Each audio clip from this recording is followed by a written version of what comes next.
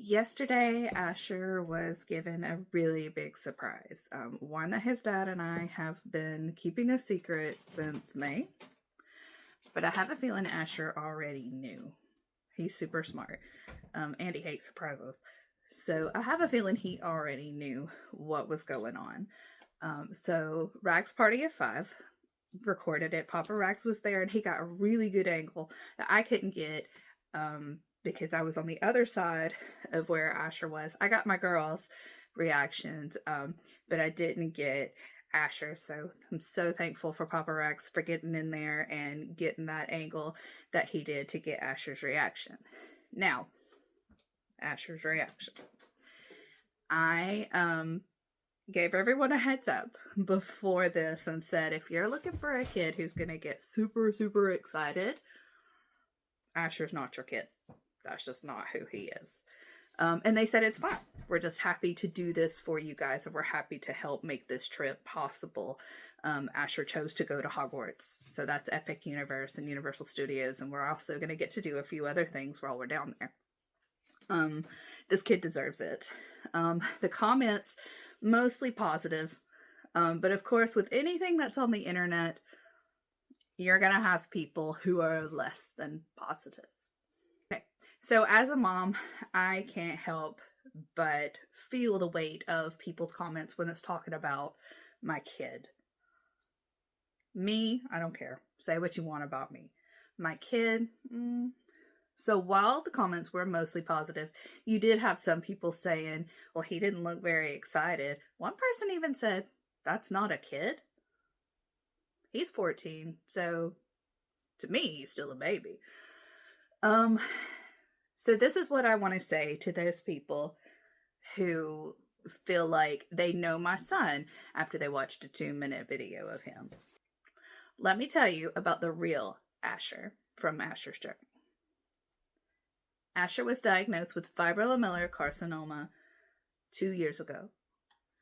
At that time of the diagnosis, he had been sick for a year, a whole year of feeling horrible, hurting, throwing up every single morning, and we did not know why. We did tests, we tried medicines, and we did not know why until a 16-centimeter mass was found on his liver that had been pressing on his kidneys, pressing on his hepatic arteries, on his thoracic artery, causing his blood pressure to skyrocket, his heart rate to just increase exponentially. So he had been sick for over a year, and no telling how long the tumor had actually been there.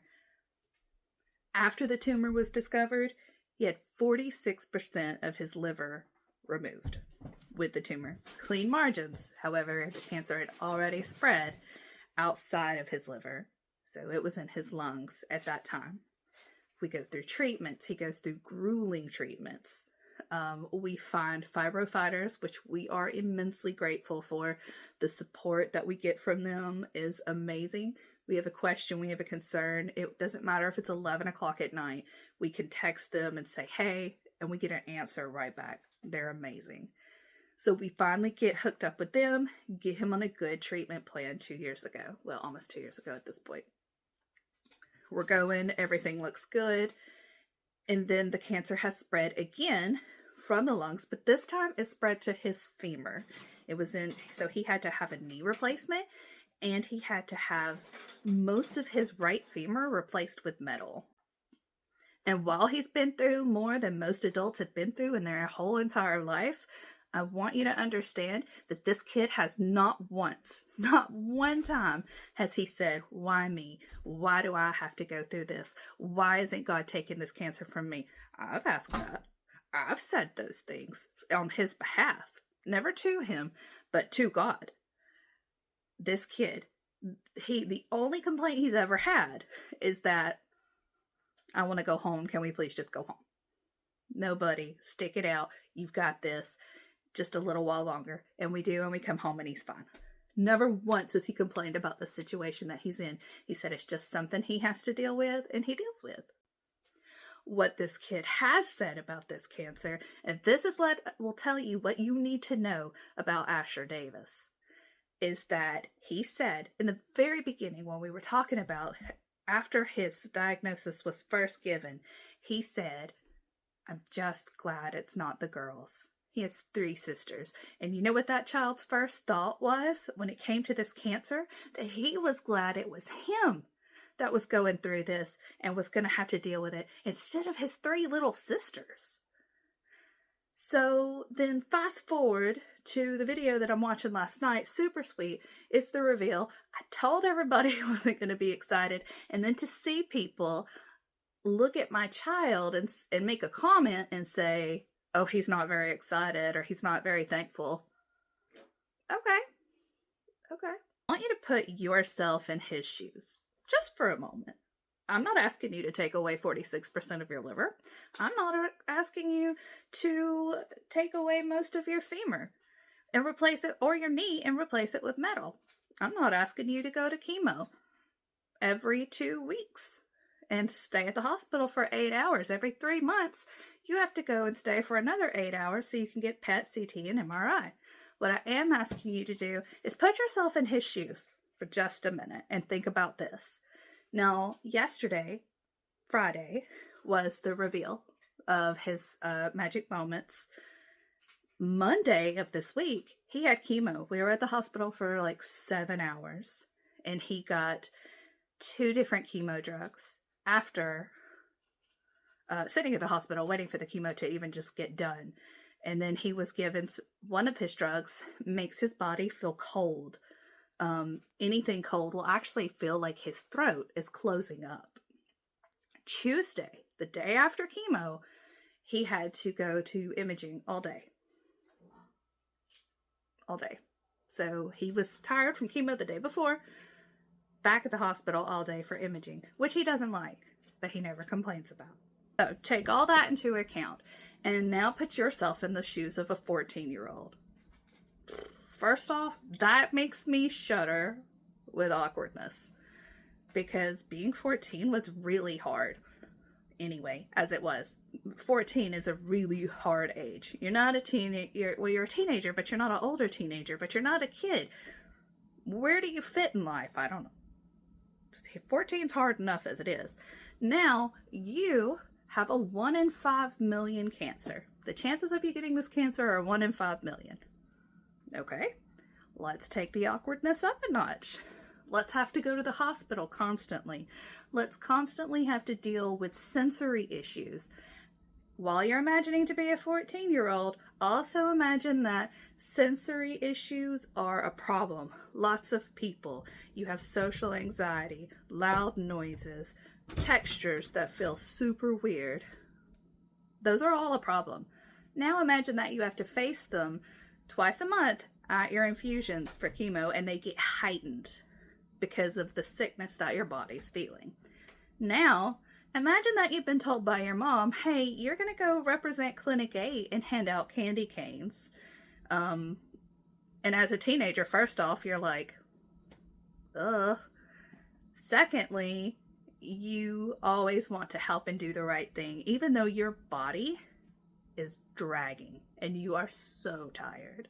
Now, also imagine that all these people that you don't know are standing around watching you and filming you. And then you're told really big news that's really exciting and really cool, and you're processing that news while you've got people you don't know watching you. I can't say that my reaction would have been any different than Asher's. Is he excited? Yeah. Is he gonna jump up and down for joy and be like, "Yeah"? No, that's just not who he is. But for these people who think they can pass a judgment on my child after 2 minutes of seeing his reaction in a video when they don't know what that kid's been through in this past week, much less this past 2 years, come on, people. So I'm not trying to make this video to garner any sympathy. I mean, obviously sympathies are nice. I'm not trying to make anybody feel guilty. I'm not trying to say, "Hey, this poor child." We have been blessed. Our family has been very blessed by the kindness of other people during this fight that we've been fighting for 2 years, which is literally fighting for Asher's life. what I am trying to say is, before you jump online, before you turn into that keyboard warrior, take a moment and think, would you have said that to the child you're talking about if they were standing right in front of you? Would you have verbalized that to that child? And if that answer is yes, I highly, highly recommend that you seek some counseling, or that you pray and ask God to help you fix whatever is broken in your heart. Because just because someone doesn't give the reaction that you think they should give, doesn't give you the right to jump on there and think you know that person, or think you should be able to judge what just happened in that moment. You guys saw 2 minutes. You did not see the overwhelm for him that led up to him getting to that sleigh. You did not see the social anxiety that he was feeling all the way up to that moment. Now, one person did try to leave a comment that was helpful and hopeful. They said that he probably doesn't know how to feel true joy, and that he has a hard time expressing himself. And if I'm being honest with you, I think that comment may have hurt me the most as a mom who knows my kid. And it shouldn't. I understand that absolutely every bit of this should not affect me any which way. And like I said, if it were me, I would say, okay, and move on. It's my kid. So, Asher does feel joy. I don't want anyone worrying, thinking that this kid is constantly sad because of his situation. Like I said, he's never complained or said, why me? That's been me. I've had those thoughts. He is joyful. He is full of joy. He is full of life. Our house is full of laughter all the time. The other day, he laughed so hard he could not breathe.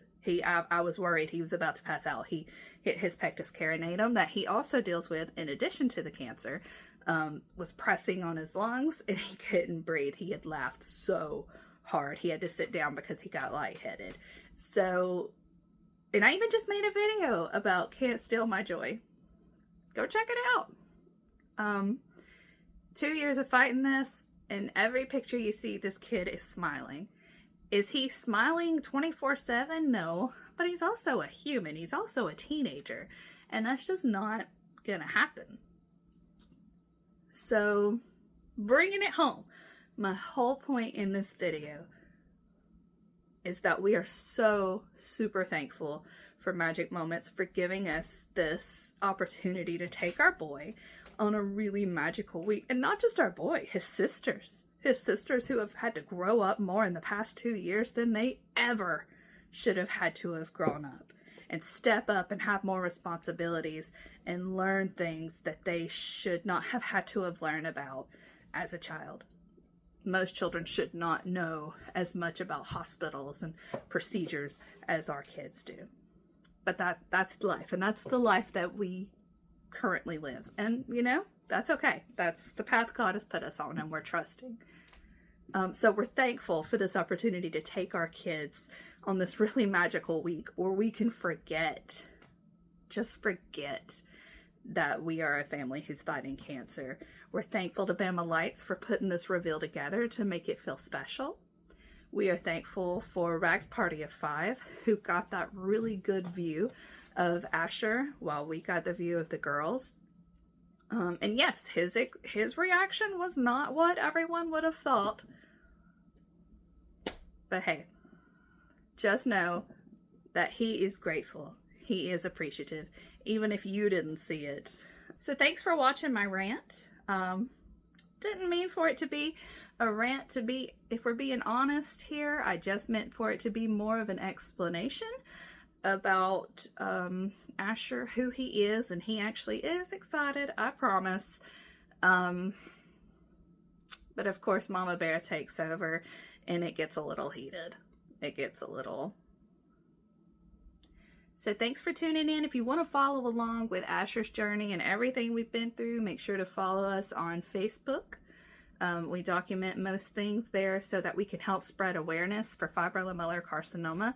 Super rare cancer.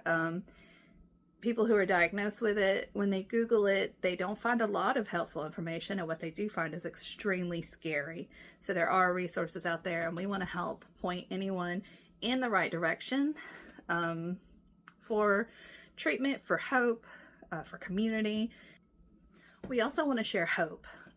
You may not be going through a cancer journey. You may be going through other things in life that have you feeling down and alone. And we want you to know that life is hard. No matter what type of journey you're on, it's really hard. And sometimes you just need to know that you're not alone. If you're someone who doesn't like sharing your story, sharing your details, that's okay. God doesn't call everyone to share. So I do feel like some people are called to share and put things out there to help spread inspiration, to help other people feel like they're not alone in whatever walk you're going through.